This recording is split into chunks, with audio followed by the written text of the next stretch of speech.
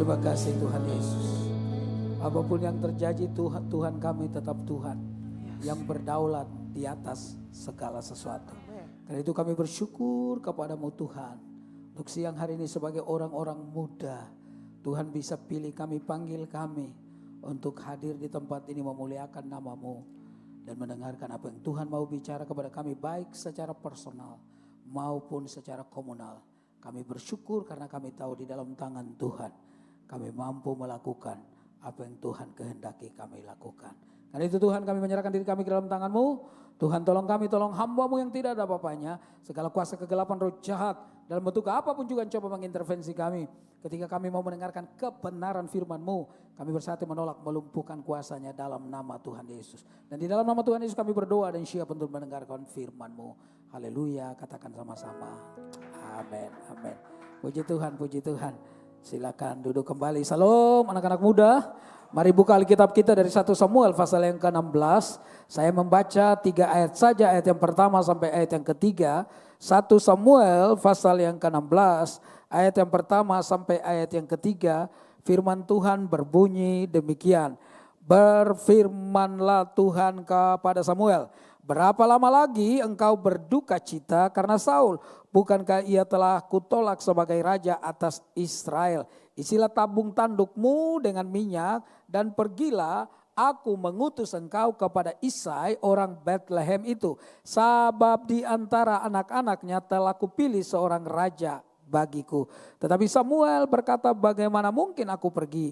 Jika Saul mendengarnya ia akan membunuh aku. Firman Tuhan, bawalah seekor lembu muda dan katakan aku datang untuk mempersembahkan korban kepada Tuhan. Kemudian undanglah Isai ke upacara pengorbanan itu. Lalu aku akan memberitahukan kepadamu apa yang harus kau perbuat. Urapilah bagiku orang yang akan kufirmankan kepadamu. Anak-anak muda, hari ini saya bicara tentang sebuah tema yaitu kedaulatan Allah. Kedaulatan Allah. Saudara, apa temanya?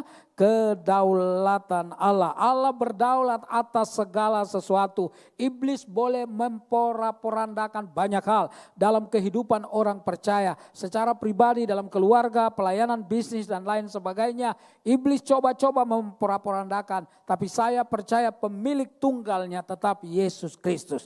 Dan dia sudah menang di atas kayu salib. Dia tidak pernah kalah. Karena itu saudara-saudara yang terkasih, menjadi menarik kalau kita belajar tentang firman Tuhan ini adalah kedaulatan Allah. Judulnya Daud diurapi menjadi raja. Kenapa Daud diurapi menjadi raja? Sebenarnya mereka sudah punya seorang raja yang namanya Saul, kita tahu. Atas kehendak manusia sebenarnya. Lalu kemudian Tuhan mengizinkan Samuel untuk kemudian mengurapi seseorang yang namanya Saul. Saul itu dari sebuah suku yang kecil, satu suku yang kecil, yaitu namanya suku Benyamin, saudara. Karena itu Bapak Ibu yang terkasih dalam Tuhan, harusnya Saul itu dia bersyukur sama Tuhan. Sebab Tuhan sudah menolong dia, Tuhan sudah memberikan sebuah tempat yang paling tinggi di kerajaan Israel. Tetapi saudara dengar baik-baik, kalau seseorang sedang memerintah, seseorang sedang dipercayakan sesuatu kepada dia, seseorang sedang memimpin,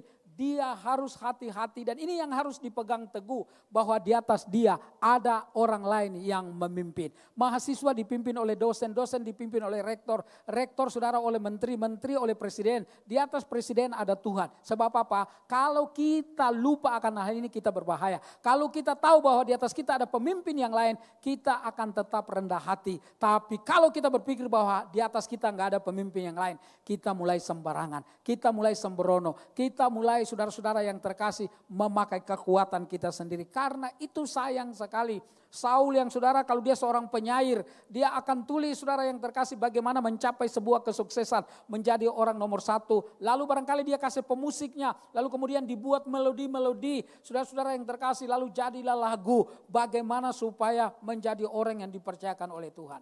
Tapi sayang sekali kalau saudara baca 1 Samuel 13, 1 Samuel pasal 14, 1 Samuel pasal 15, itu kesalahan-kesalahan dari Saul yang didaftarkan di sana. Puncaknya dalam 1 Samuel pasal 15, Tuhan kemudian menolak yang namanya Saul untuk memimpin sebagai raja. Bapak Ibu yang terkasih, Samuel menjadi bingung. Karena itu Tuhan berkata kepada dia, berapa lama lagi engkau berduka cita karena Saul? Kenapa demikian? Siapa yang bisa menggantikan Saul? Dia pemimpin yang muncul, kemudian kemenangan demi kemenangan diraih oleh dia.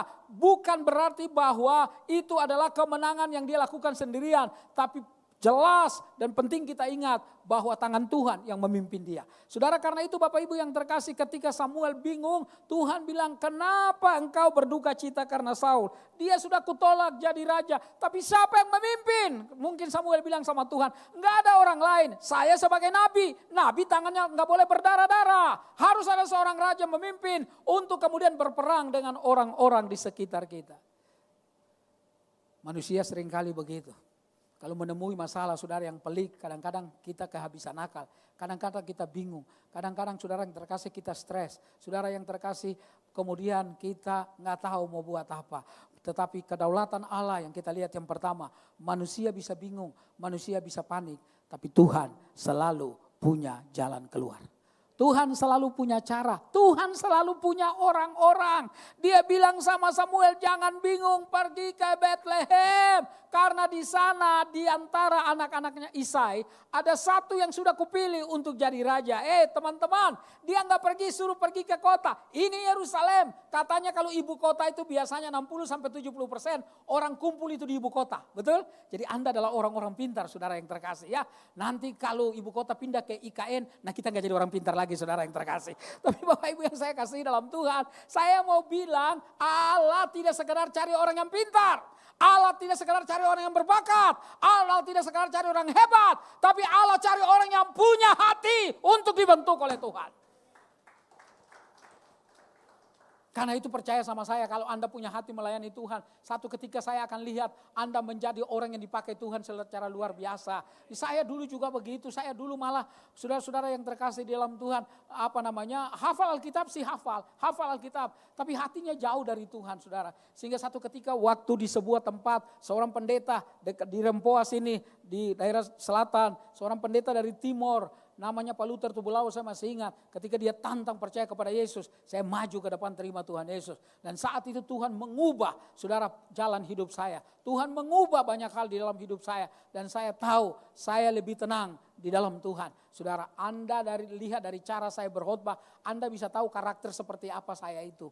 Agak gak sabaran saya orangnya, saudara. Agak sedikit meledak-ledak ya, Anda tahu ya saudara yang terkasih. Makanya saya gak suka main golf. Kalau golf itu soalnya golf itu mainnya melawan diri sendiri. Saya suka bermain yang kayak tenis ya Ibu ya. Ibu kan main tenis Pak Robert ya, itu ada lawannya ya. Jadi saya bilang hati-hati kalau kalah terus bisa sakit gula. Pikiran saudara yang terkasih, pikiran. Jadi jangan sering kalah. Saudara-saudara yang terkasih dalam Tuhan, saya lebih suka ada lawan yang kita bisa hadapi. Saudara-saudara yang terkasih, jadi saya kira-kira begitu. Tapi Tuhan kemudian tolong, saya nggak bisa dulu kalau dilihatin orang. Dulu kalau naik bis, zaman dulu ada bis, kita naik saudara-saudara yang terkasih, kalau saya dilihat orang, mau sebesar orang apa itu, saya nggak pernah takut. Saya bilang, apa lihat-lihat saya? Saya bilang begitu. Kadang-kadang mungkin dia udah pikir, udah pendek, hitam, belagu lagi gitu ya saudara yang terkasih. Kenapa? Karena saya pegang akar kayu di sini. Itu buat darah panas. Itu buat mau berantam terus. Enggak, saudara-saudara yang terkasih enggak suka kalau lihat orang ketawa-ketawa dan seterusnya. Jauh dari namanya kebahagiaan.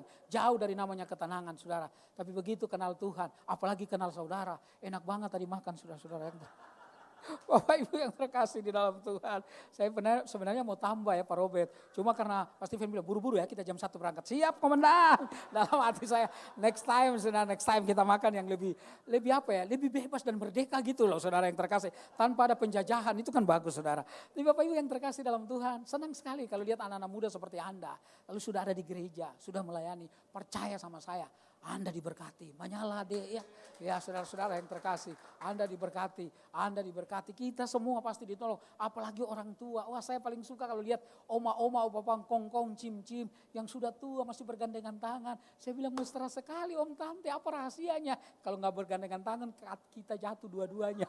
Oh iya juga. Saudara-saudara yang terkasih dalam Tuhan. Jadi saya sangat percaya saudara, di dalam Tuhan itu orang berbeda. Nah sekarang Tuhan bilang sama Samuel, sekarang kamu pergi ke desa, itu desa, iya desa. Tapi saya nggak pernah pilih orang karena latar belakang pendidikannya, sosialnya, ekonominya, intelektualnya. Sekali lagi saya pilih orang karena saya lihat hatinya saudara yang terkasih. Tuhan tidak pernah kekurangan orang, dia selalu punya orang-orang. Karena itu jangan pernah angkuh, Kalau kita lagi dipakai oleh Tuhan lalu kita bilang kita paling hebat.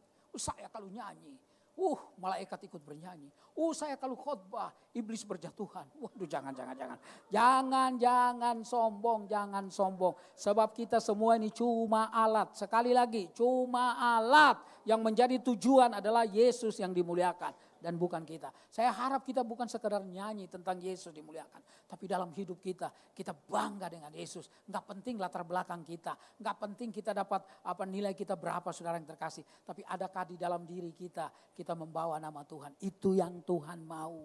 Jadi anak-anak muda bersinarlah kalian di tengah-tengah dunia. Bercahayalah bagi dunia yang gelap ini. Saudara, sepekat apapun yang namanya kegelapan. Sepekat apapun yang namanya malam hari, saudara. Sepekat apapun, saudara-saudara yang terkasih, yang namanya malam, saudara, munculnya setitik terang, maka kegelapan itu akan hilang. Itu membuktikan bahwa Anda dan saya ditaruh di tengah-tengah dunia yang gelap ini. Saudara, muncul kegelapan itu dikalahkan oleh terang yang Anda bawa.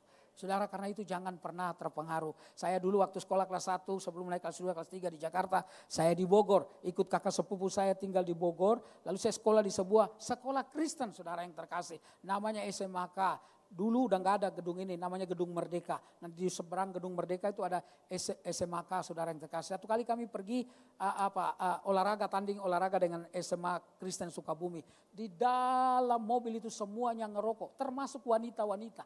Nah, saya sudah bertobat, saudara, saya sudah diterima Yesus. Saya gereja ini gereja Sidang Jemaat Allah di Surken, Surya Kencana.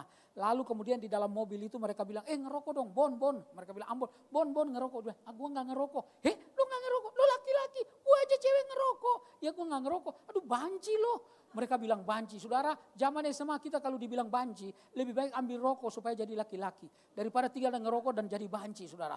Dan saya lagi cari teman saya tinggal di mana. Saya mau kasih tunjuk, saya punya 2 anak. Saya bukan banci, saya laki-laki sejati. Saudara-saudara yang terkasih. Tapi itu yang membuat kadang-kadang kita merasa bahwa kita karena takut orang-orang gak dekat sama kita. Enggak. Saya percaya Anda kalau dekat dengan Tuhan, Tuhan bawa orang-orang yang hebat ada di sekeliling Anda. Saya percaya itu. Lihatlah teman-teman, siapa kamu main musik, saya lupa namanya, main bass. Friska ya? Iya, kita pernah ngobrol di kopi itu. Kamu yang traktir saya kan? Iya, waktu itu ya, abis ini. Saya masih ingat. Saya selalu ingat orang yang berbuat baik sama saya gitu maksudnya. Maksud saya jangan cuma 1 kali, berkali-kali itu baik ya. Nah, itu semangat sekali mainnya. Dia sama pemain, aduh enak sekali. Saya kalau lihat anak-anak muda senang banget, saudara. Anda dari muda, Anda percaya kalau Anda menikah, rumah tanggamu diberkati sama Tuhan. Anda sedang menaruh investasi di sorga. Tuhan tolong Anda, saudara. Makanya kita yang tua-tua ini ya, pasti dengan teman-teman, saya belum tua, saudara-saudara yang terkasih. Loh, iya dong. Orang bilang lu kecil terus, itu awet muda. Saudara yang terkasih, lihat anak muda, kita dorong mereka. Karena kita akan berganti generasi ini. Kita gak mimpin terus. Saya kadang-kadang heran loh, gembala sidang udah tua, udah di atas 70 tahun, mau 80 tahun, masih tetap jadi gembala. Dan masih suka khotbah. Padahal kadang-kadang batuknya lebih banyak dari khotbahnya, saudara yang terkasih. Iya kan? Ganti dong anak muda. Apakah gak ada anak muda yang hebat? Banyak yang hebat. Cuma Anda tahu karunia rohani itu bisa muncul kalau dikasih kesempatan, saudara yang terkasih. Dan saya percaya anak-anak muda di sini satu ketika akan menjadi anak-anak muda yang hebat ya. Saya berdoa, pasti ada yang bilang, aku gak mau jadi pendeta, aku mau jadi pengkhotbah. Kalau Tuhan sudah panggil, Anda gak bisa lari. Saya ini gak mau jadi pendeta, papa saya itu gembala sidang di kampung, tiap bulan cuma dibawain singkong sama pisang. Saudara yang terkasih, enggak ada kemauan, enggak ada istimewanya. Tapi bapak saya dayung dengan perahu, saudara yang terkasih, ada jemaat sama-sama saya ikut dari desa ke desa untuk memimpin perjamuan. Karena enggak banyak orang yang sekolah teologi. Saudara, itu pun dulu diajar sama orang Belanda cuma 6 bulan. Tapi luar biasa, orang dulu itu enggak banyak fasilitas. Satu kali di sekolah di Jogja, ada seorang pendeta, orang Manado, saudara yang terkasih. Dia sudah tua 70 tahun, dia ngajar tentang etika Kristen. Lalu dia berkata begini, kalian anak-anak hamba Tuhan zaman sekarang enak sekali. Kemana-mana, waduh naiknya bahkan pesawat, waduh kapalnya bagus. Kereta AC, bis juga AC, tempat duduknya enak. Dulu kami, waktu tahun 50-an, 60-an, kami naik bis itu tempat duduknya dari kayu. Enggak ada itu empuk-empuknya, sakit pantat kami. Lalu satu teman si Hombing namanya, orang Batak, anak Halim, dia bilang begini, siapa suruh bapak lahir duluan katanya. Aduh, kita kaget semua. Abang kau bisa aja. Ya memang zaman itu gak bisa ditarik maju ke depan. Setiap zaman itu saudara punya pemimpin sendiri. Dan karena itu Anda anak-anak muda di sini nanti jadi pemimpin. Kira-kira nanti kalau Anda ngobrol, kalau kita sebentar kita ngobrol ya di Starbucks lagi. Kalau kita ngobrol kira-kira siapa kira-kira yang ganti Pak Steven? Kira-kira siapa ya? Ngobrol ya saudara-saudara yang terkasih. Bukan maksudnya ganti dalam arti posisinya dia. Mungkin hamba Tuhan jadi yang lain dan seterusnya. Tapi maksud saya semua orang harus berfungsi dengan baik saudara. Nah karena itu kemudian Samuel dia pergi. Dia pergi ke Bethlehem, pergi ke desa, saudara-saudara yang terkasih. Dan dia bilang sama Isai, siapkan anak-anakmu. Anak-anakmu karena salah satu anakmu itu akan jadi raja. Saudara-saudara yang terkasih di dalam Tuhan. Lalu kemudian kalau kita lihat dalam pasal yang 16, ini pasal 16, 1 Samuel 16 ayat yang ke-6. Ketika Eliab masuk. Ketika Eliab masuk saudara-saudara yang terkasih 1 Samuel 16 ayat 6. Ketika mereka itu masuk dan Samuel melihat Eliab. Dia bilang apa? Lalu pikirnya apa? Sungguh di hadapan Tuhan sekarang berdiri yang diurapinya. Sebab apa? Eliab itu prajurit, salah satu prajurit daripada Saul. Badannya pasti kekar, saudara yang terkasih. Nama juga prajurit. Karena itu Samuel ketika melihat, dia sungguh jatuh hati dan dia berkata, sungguh di hadapan Tuhan berdiri yang diurapinya. Tapi sayang sekali, apa yang Tuhan lihat atau Samuel lihat, beda dengan yang Tuhan lihat. Tuhan bilang sama Samuel dalam ayat yang ke-7, jangan lihat, jangan pandang parasnya atau perawakan yang tinggi. Ayat yang ke-7 itu, sebab aku telah menolaknya ya. Saudara lihat itu ya, dikatakan janganlah pandang parasnya atau perawakan yang tinggi, sebab aku telah menolaknya. Ayat itu jelas sekali, orang tinggi dan ganteng ditolak sama Tuhan. Oh iya dong, baca dong, baca. Janganlah pandang parasnya atau perawakan yang tinggi. Ya berarti parasnya gagal orang ini. Tinggi, perawakannya tinggi. Sebab aku telah menolaknya. Ayat ini mendukung saya dalam pelayanan. Waduh keren banget, Tuhan ngerti aja. Orang-orang model kami kadang-kadang kami minder. Saudara, waktu saya pelayanan dengan Asmiranda dengan suaminya ke Kupang. Saya lihat dia ke atas begini. Saya bilang, Nyong apa kabar? Baik Bung. Dia lihat ke bawah saudara yang terkasih. Luar biasa penghinaan sekali saudara. Jadi saya pikir Bapak Ibu yang terkasih dalam Tuhan. Tuhan gak bela, ternyata ayat ini Tuhan bela. Selain Yohanes 3 ayat 30. Dia harus makin besar dan saya harus makin kecil. Dua ayat itu membawa saya pede pelayanan kemana-mana. Saya bilang sama Johan Lumenlong, Brur ditolak. Beta yang dipilih. Mantap Bapak Ibu. No. Ayat itu ada lanjutnya di ayat 7 saudara yang terkasih. Lihat kalimat berikutnya. Dikatakan bukan yang dilihat manusia yang dilihat. Bukan yang dilihat manusia yang dilihat Allah. Manusia melihat apa yang di depan mata. Tapi Tuhan melihat apa? Hati. Hati itu penting. Saya ini kan dulu saya pelayanan. Saya pernah suka jadi singer. Suka pemimpin pujian dan seterusnya. Wah itu anak-anak musik. Kalau ada yang jemaat yang masuk yang ditaksir, itu mereka bisa saling ngomong. Ini main baik gitu. Si itu datang itu, Angel datang itu. Aduh, ada. Udah gak ada hubungan dia main terus. Karena lagi apa? Oh, lagi cari perhatian saudara-saudara yang terkasih. Tapi anak muda di sini enggak. Karena semuanya udah punya pacar kelihatannya saudara-saudara yang terkasih. Bapak Ibu yang terkasih di dalam Tuhan Yesus. Karena itu Tuhan melihat hati. Ini yang perlu kita jaga. Saya kalau pelayanan saudara tiap minggu, Bapak Ibu yang terkasih pelayanan saya suka tanya, apa motivasi saya? Saya paling takut kalau salah motivasinya. Saya kenapa mesti pelayanan gereja situ dan kenapa enggak pelayanan di gereja sini? Karena itu saudara yang terkasih, kalau namanya pelayanan ke desa, saya nomor satukan. Karena Bapak Ibu yang terkasih supaya jaga motivasi saya. Di gereja-gereja kayak seperti Intermark sini kan luar biasa. Aduh ini kita di sini kita nggak mati kelaparan, mati kekenyangan saudara-saudara yang terkasih. Makan tadi nasi goreng di sana, habis itu ajak lagi. Oh, kalau bilang habis ini ngajak lagi itu kelihatannya ini banget ya. Kode banget ya, kode banget.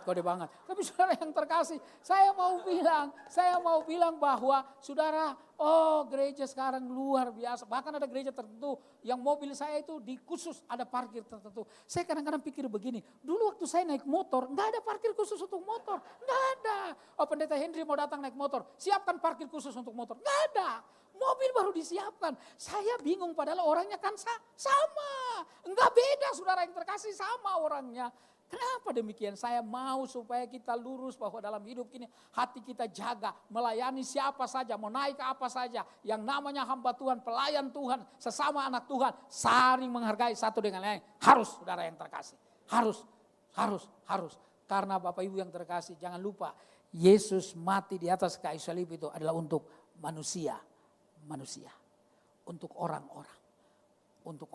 Bapak Ibu yang terkasih di dalam Tuhan Yesus. Karena itu saudara, kita sungguh orang-orang yang Tuhan mau kita menjadi orang yang terus diasah oleh Tuhan, yang terus diasuh oleh Tuhan, yang terus dibentuk oleh Tuhan. Ketika kemudian Eliab masuk, bukan. Lalu Abinadab masuk, Tuhan bilang sama Samuel, bukan. Lalu Syama masuk, Tuhan bilang bukan. Ini ketiga-tiganya prajurit Saul. Lalu anak Daud keempat, anak Isai keempat, kelima, keenam, ketujuh. Tuhan bilang bukan. Lalu Samuel menjadi bingung. Loh, Tuhan suruh saya ke Betlehem ini untuk menobatkan, mengurapi seseorang dari anaknya Isai, salah satu dari anaknya Isai untuk jadi raja, menggantikan Saul. Kenapa 7 orang anak-anak ini? Tuhan bilang enggak semuanya. Lalu Samuel tanya Isai, ini anakmu semuanya? Oh enggak, masih ada satu. Masih ada si bungsu lagi jaga kambing domba. Siapa namanya? Daud. Saudara, Daud di mata papanya sendiri, dia enggak kelihatan beken. Di mata papanya sendiri, dia enggak pernah dilihat hebat. Di mata papanya sendiri, ini orang enggak termasuk untuk jadi raja. Sebab apa? Pengalaman perangnya enggak ada, saudara yang terkasih. Kalau saya baca-baca tentang partai politik, itu biasanya orang masuk, saudara, dari simpatisan dulu, lalu kemudian kader, lalu kemudian diajarkan, dan seterusnya. Puncaknya nanti eksekutif, bahkan jadi presiden. Saudara-saudara yang terkasih. Nah, Daud itu enggak melalui semua itu. Jadi prajurit ada latihannya. Ada satu anak Papua, saudara-saudara yang terkasih, gagal anaknya dites, semuanya lulus. Kecuali saudara, dia gagal karena apa? Giginya ada bolong. Lalu dia bilang, kenapa cuma gigi bolong? Bukankah tentara itu baku tembak, bukan baku gigit?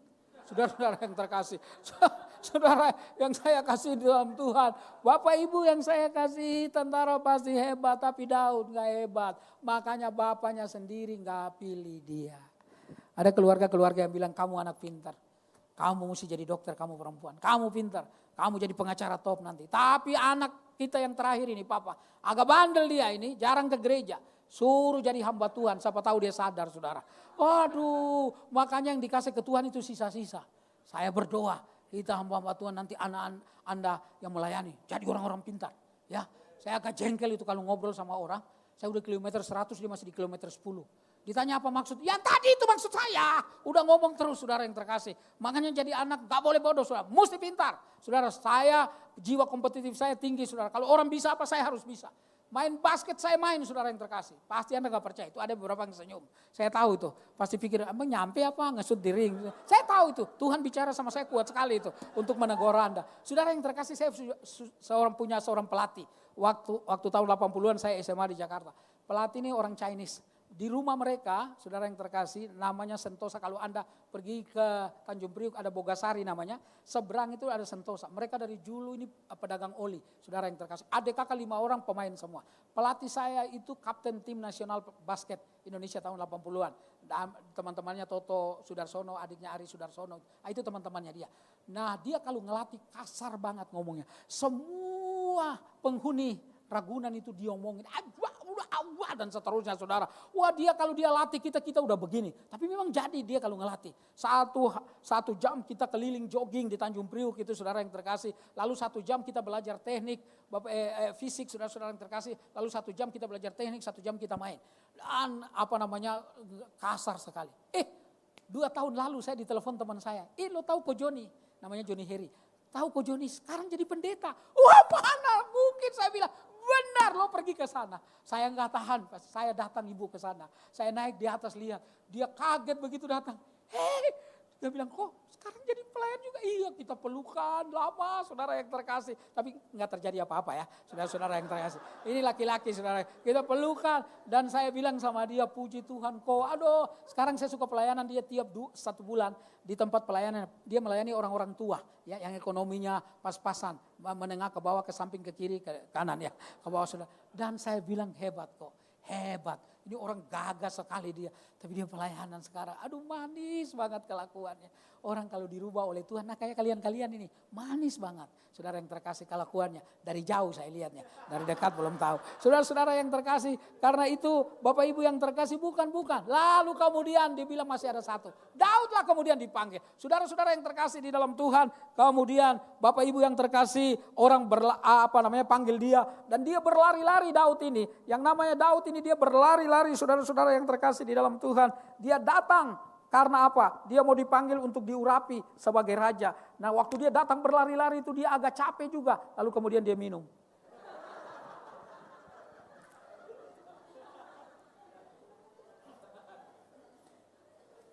Untung ada air, kalau nggak ada air ilustrasi saya habis tadi saudara yang terkasih. Nah waktu datang, Samuel kemudian berjalan tertati-tati. Dengan tongkat di tangan satu, dengan minyak di tangan satu. Dia kemudian mengurapi. Hari itu secara de jure Daud sah menjadi raja. Secara de jure. Jadi saudara, manusia yang memilih tapi Tuhan yang mengoreksi. Nah koreksi Tuhan itu bisa melalui ibadah seperti ini. Bukan saja firman Tuhan, ada lagu yang saudara nyanyikan. Itu bisa mengoreksi kita asal hati kita berpaut dengan Tuhan. Tadi hambanya cerita tentang dia melihat ada satu podcast, ada satu berita di YouTube. Lalu kemudian beliau tergerak, nanti kemudian beliau bersaksi. Nanti jangan saya cerita, nanti dia bilang Bapak aja jadi gembala, Bapak aja jadi gembala. Semuanya diambil saudara yang terkasih. Maksud saya percaya gini loh. Kita itu kalau dekat dengan Tuhan, ada sebuah peristiwa Tuhan bisa bicara tentang hal-hal rohani. Percaya sama saya. Dalam perjalanan di atas pesawat kita bisa melihat. Wah di atas pesawat saya selalu ketemu. Itu kalau pesawat lagi jalan bagus saudaranya. Itu orang semua gak pernah ingat Tuhan. Gak ada yang ingat Tuhan. Oh ketawa cerita gede gak ada yang. Begitu goncang semuanya ingat Tuhan. Ya Tuhan, ya Tuhan, ya Tuhan. Itu kalau saya Tuhan saya bilang kemana aja lo dari tadi. Gitu loh saudara. Jangan cuma ada perlu baru datang kepada Tuhan. Sakit loh kita itu. Betul? Ada yang suka dipinjamin uang? Ada ya. Ada orang yang kalau mau pinjam uang manis banget. Lo gimana? Lo kerja sekarang bagus ya. Gue dengar, aduh gaji lo, aduh ya gue nih kos gue belum bayar. Bisa lo, kalau udah garuk kepala begitu hati-hati saudara-saudara yang terkasih. Itu tanda-tanda dompet kita mau digaruk saudara. Nah saudara yang saya kasihi dalam Tuhan, Tuhan mau setiap saat. Karena itu saya kalau goncangan, saya tetap puji Tuhan, saya malah tidur. Saya bilang Tuhan, kalau mau mendarat di bandara yang lain terserah Tuhan. Tapi mau langsung di surga juga terserah Tuhan. Lalu saya tidur lagi. Anda bisa apa? Mau loncat? Nggak bisa ngapa-ngapain saudara. Nggak bisa saudara-saudara yang terkasih. Saya ingat teman saya cerita ada 40, ada sekitar 200 hamba Tuhan dibawa dari Papua pergi ke Israel. Mereka cerita ketawa-ketawa. Tiba-tiba Bapak Ibu yang terkasih goncangan. Itu ada yang buka sabuknya, dia lari ke depan. Dia mau loncat saudara yang terkasih. Ditangkap sama pramugaranya dibawa lagi. Gila loh di atas pesawat loh. Gak bisa, kita tuh kecil banget. Makanya jangan pernah angkuh. Tuhan pilih kita kapan kita siap. Karena itu siapkan diri senantiasa saudara yang terkasih. Supaya begitu ujian itu datang, kita tetap siap untuk menghadapi ujian itu. Saudara, Daud kemudian sah diangkat menjadi raja. Manusia yang memilih, tapi Tuhan yang mengoreksi. Tetapi kemudian Daud itu seakan-akan dilupakan. Bapak Ibu yang terkasih di dalam Tuhan, dalam pasal 17. Daud itu Bapak Ibu yang terkasih di dalam Tuhan, sebelum pasal 17. Karena Saul itu ditolak sebagai raja, maka kemudian roh Allah itu meninggalkan dia. Kemudian timbullah segala pikiran-pikiran yang jahat, kegelisahan. Saudara, banyak hal yang membuat Saul itu menjadi tidak tenang. Akhirnya dipilih seseorang. Dicarilah orang yang bisa menenangkan. Orang kasih tahu di Bethlehem ada Isai punya anak namanya Daud. Nah dia pemain musik, saudara yang terkasih, pemain kecapi dan dibawalah. Waktu dia main, Saul menjadi tenang. Yang hebatnya Daud itu, sesudah itu dia pulang lagi. Menggembalakan lagi kambing domba. Loh, secara de jure dia sudah selalu jadi raja. De factonya belum. Kalau dia lagi main lalu kemudian Saul tertidur. Kalau orang zaman sekarang dia ambil pistol dia tembak. Kalau enggak dia ambil pisau dia tusuk. Kan dia jadi raja udah sah. Tapi tidak dilakukan oleh Daud. Dia pergi lagi mengembalakan kambing domba. Karakternya begini saudara. Saudara, karakter Kristus yang dicari banyak orang. Calon-calon mertuamu cari engkau yang berkarakter bagus saudara. Karakter Kristus, walaupun mukanya biasa saja, selalu mukanya penuh dengan harus belas kasihan saudara. Gak apa-apa, yang penting karaktermu karakter Kristus. Saya ini dulu, istri saya kan orang Sunda, sudah pulang tadi. Istri saya orang Sunda, saudara yang terkasih, dulu waktu saya datang ke rumah ditanya sama calon mertua saya. Waktu itu calon mertua saya itu orang Subang sama orang Banten, keras sekali. Dia bilang si Henry itu kerjanya naon katanya. Ke istri saya kan dipanggil Neng ya. Jadi kalau jam 12 malam Neng. Jam 12 siang Neng, kalau jam 12 malam Neng. Saya kalau panggil dia begitu. Enggak ngerti enggak apa-apa di atas 20 tahun. Saudara yang terkasih lalu ditanya sama mertua saya begitu, Neng, si Henry kerjanya naon? Oh dia mau calon pendeta, aduh kasihan masa depan kamu. Dianggap pendeta itu masa depannya suram, nggak ada masa depannya. Apalagi pemusik, ada masa depannya. Ada. Lalu saudara yang terkasih dalam Tuhan, begitu kita menikah. Dan sekarang saudara yang terkasih, saya menjadi menantu laki-lakinya, satu-satunya yang paling disayang. Kenapa? Karena istri saya punya kakak 2 laki-laki dan adiknya 2 laki-laki juga. Jadi menantu laki-laki pasti cuma saya. Mengerti ya saudara yang terkasih. Tapi saya bilang, mertua saya udah hampir 90 tahun. Tiap 3 bulan dia datang ke Jakarta. Ya, balik lagi karena mesti ambil pensiun, mesti sendiri, gak boleh diwakilkan. Tapi saudara-saudara yang terkasih, dia sangat sayang dan saya selalu doakan dia. Dia seorang pendoa yang luar biasa. Sering puasa.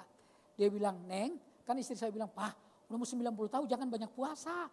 Neng, papamu dulu puasa 40 hari gak mati-mati. Masa cuma 2 hari mati? Gak ada orang puasa terus mati, gak ada. Iya juga ya, saudara yang terkasih. Nah saya lihat, makanya saya perut mau kecilin juga ini. Supaya orang tahu saya juga puasa saudara. Ya. Anda ngerti apa maksudnya ya saudara-saudara yang terkasih. Karena orang gemuk itu ada 2 kemungkinan. Diberkati atau mengambil berkat orang, saudara yang terkasih. Nah Bapak Ibu yang saya kasihi di dalam Tuhan Yesus. Tapi kebenaran yang ketiga dalam kedaulatan Allah. Manusia bisa melupakan. Tapi Tuhan selalu ingat akan janjinya. Pasal 17 ayat 17 dikatakan saudara. Lalu Isai berkata kepada Daud anaknya. Ambillah untuk kakak-kakakmu benih gandum dan sefa dan roti yang 10 ini. Bawalah cepat-cepat ke perkemahan kepada kakak-kakakmu. Dan seterusnya saudara yang terkasih. Saudara, Isai gak berani kasih tahu kepada Samuel. Isai gak berani nagih janji bilang, Kosem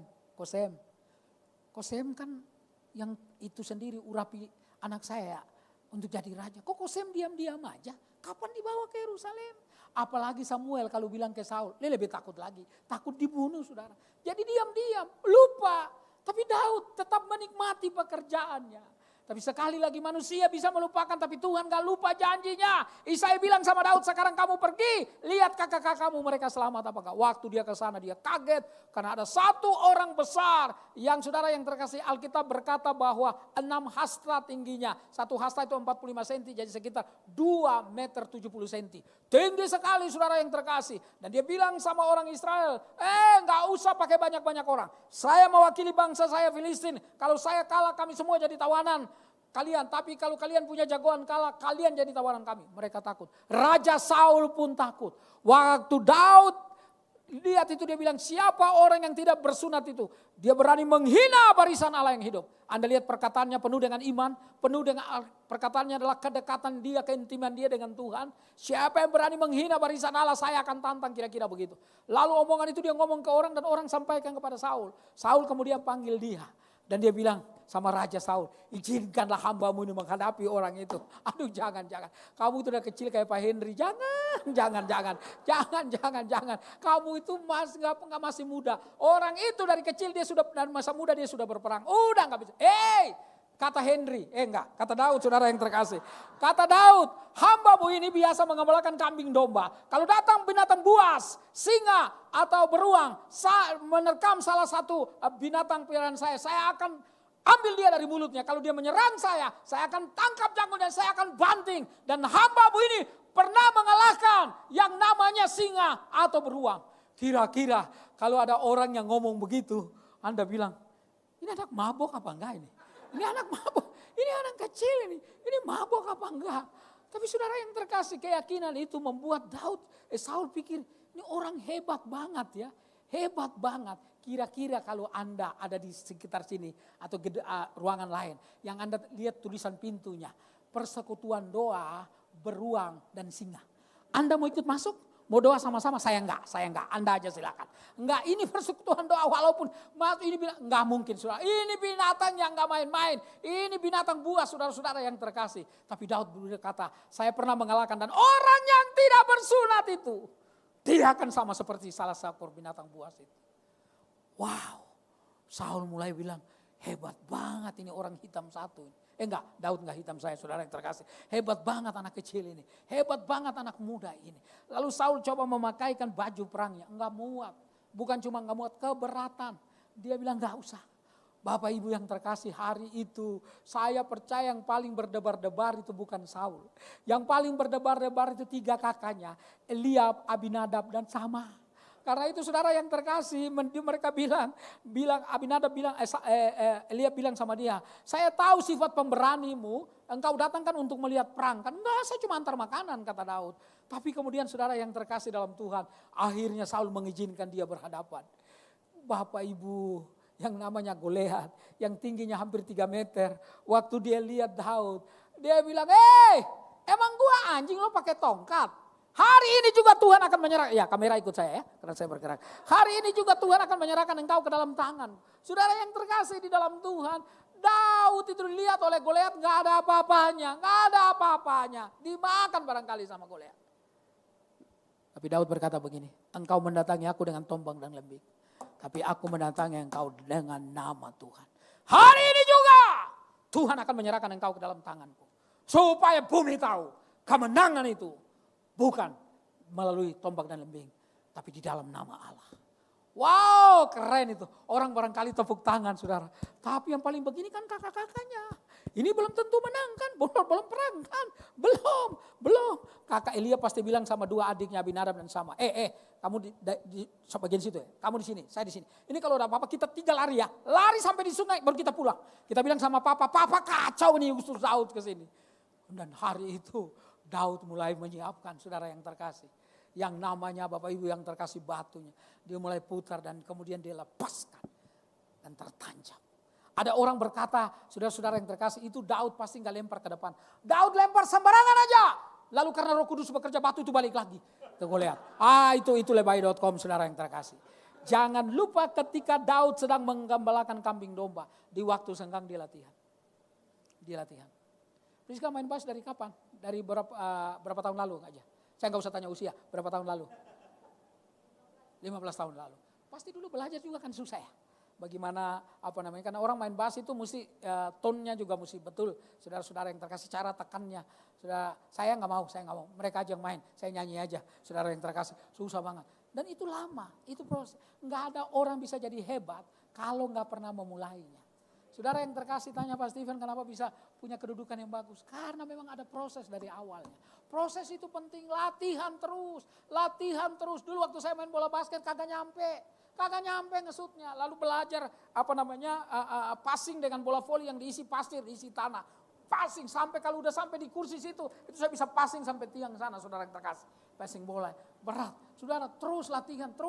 Saya tiap hari latihan di rumah. Saya dribble bola sampai kemudian dribblenya gak lihat bola lagi. Kalau orang dribble masih lihat bola itu pemain amatir saudara. Saya bukan juga profesional sih saudara yang terkasih. Tapi Bapak Ibu yang terkasih gak lihat bola. Passing ke orang itu kita cuma gak lihat bola langsung tak kiri kanan dan seterusnya. Karena saya playmakernya saya yang kasih kode. Mau sistem apa yang kita sedang main dan seterusnya. Dan saudara-saudara yang terkasih di dalam Tuhan Anda mulai percaya kan saya bisa main basket. Anda mulai kagum itu saya tahu saudara yang terkasih. Tapi semua itu harus latihan, nggak bisa didapat. Saya nyanyi saudara dari SMP, saya sudah lawan di festival dari SMA saudara yang terkasih. Tapi latihan terus. Dulu saya masuk dalam air, baskom begitu saya taruh air lalu saya masuk dalam lalu saya teriak, wow. Untuk powernya saudara, untuk senapasnya. Latihan, nggak ada orang yang bisa dapat sesuatu yang baik kalau dia nggak latihan. Instan itu bohong saudara. Instan, proses. Mari kita menghadapi proses. Dan Daud Bapak Ibu yang terkasih di dalam Tuhan. Dia mengalahkan orang hebat yang namanya Goliat. Kalau Anda pergi Israel dan Anda tanya siapa pahlawan yang paling dikagumi. Maka orang Israel akan menyebutkan yang pertama adalah yang namanya Daud saudara. Daud. Karena Daud itu bukan tanpa cacat. Tapi hatinya terlalu peka dengan Tuhan. Kalau dikasih peringatan dia sadar itu. Karena itu saya berdoa. Anda menjadi orang yang menikmati kedaulatan Allah dalam hidupmu. Kedaulatan Allah. Manusia, saudara yang terkasih bisa bingung. Tapi Allah enggak pernah bingung. Manusia yang memilih, Allah yang mengoreksi. Manusia bisa lupa, tapi Allah selalu pegang janjinya. Mari tunduk kepala dan kita berdoa. Haleluya. Terima kasih Tuhan. Nyanyikan lagu itu janjimu seperti fajar pagi hari. Terima kasih Yesus. Terima kasih. Terima kasih Tuhan Yesus.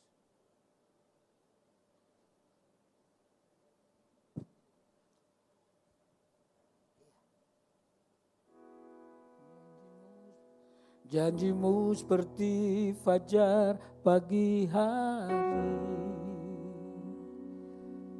yang tiada pernah terlambat bersinar. Cintamu seperti sungai yang mengalir, dan ku tahu betapa dalam kasih-Mu.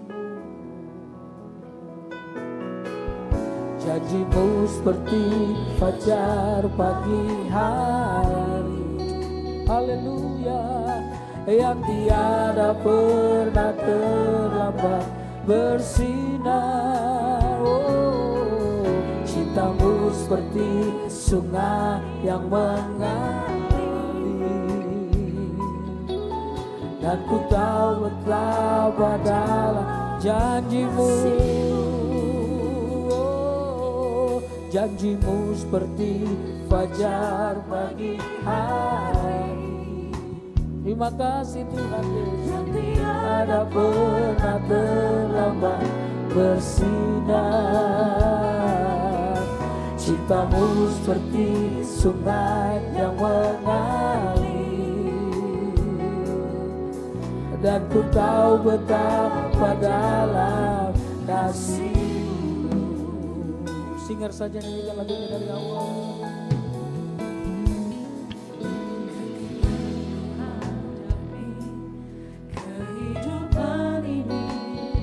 Jalan mana yang harus ku pilih? Ku tahu ku tak mau, ku tahu ku tak sanggup.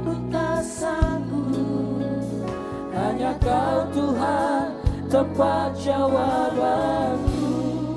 Aku pun tahu, ku tak pernah sanggup. Terima kasih Tuhan, sebab tangan Engkau Allah yang menggendongmu. Haleluya, tanganmu membelai, cintamu memuaskanku. Kau mengangkatku ke tempat yang tinggi. Oh, janjimu seperti fajar pagi hari, haleluya, yang tiada pernah terlambat bersinar. Cintamu seperti sungai yang mengalir, dan ku tahu betapa dalam janji-Mu Bapa. Janji-Mu benar Tuhan, kami percaya janji-Mu ya dan amin. Selalu baru tiap hari, tak pernah terlambat. Untuk Tuhan kami alami dalam hidup kami. Cinta-Mu terus mengalir dalam hidup kami, dan itu bisa kami aliri kepada orang lain. Terima kasih Tuhan. Dan ku tahu betapa dalam, dan ku tahu betapa dalam, dan ku tahu betapa dalam, dan ku tahu betapa dalam kasih-Mu.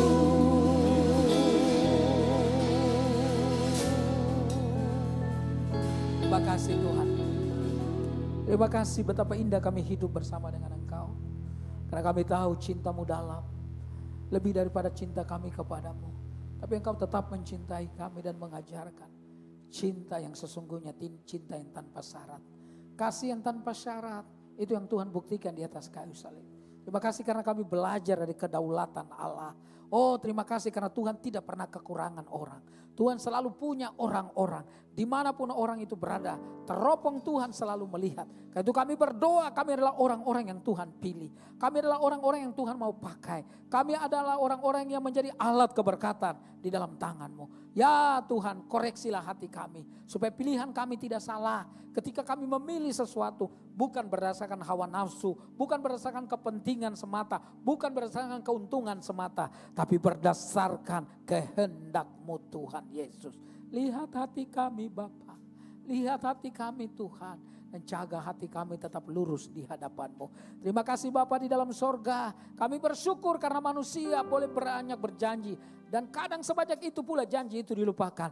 Tapi Tuhan kami tidak pernah melupakan janji-janjinya. Karena itu hamba berdoa untuk setiap kami yang ada di dalam Tuhan. Kami pegang janji Tuhan dan janji Tuhan itu kami terapkan dalam kehidupan kami sehari-hari. Sehingga ada banyak orang di sekitar kami boleh berkata, sungguh Tuhan yang robah orang ini. Bapak ini, ibu ini, saudara ini, sahabatku. Sehingga aku lihat hidupnya berubah. Hamba menyerahkan anak-anak muda di dalam tangan-Mu. Dalam nama Tuhan Yesus. Daud memang seorang penggembala. Daud gak dilihat oleh papanya sekalipun untuk jadi raja. Tapi Tuhan yang melihat. Karena dia jaga karakter hidupnya dengan baik. Tolong anak-anak muda dalam ruangan ini. Supaya semuanya menjaga karakter Kristus. Sehingga Tuhan, kapan saja Tuhan mau angkat kami tetap berserah dan menyerah. Ini doa kami, ini penyerahan hidup kami. Kami sampaikan hanya dalam satu nama, Yesus Kristus Tuhan kami. Haleluya, katakan sama-sama. Amin. Amin.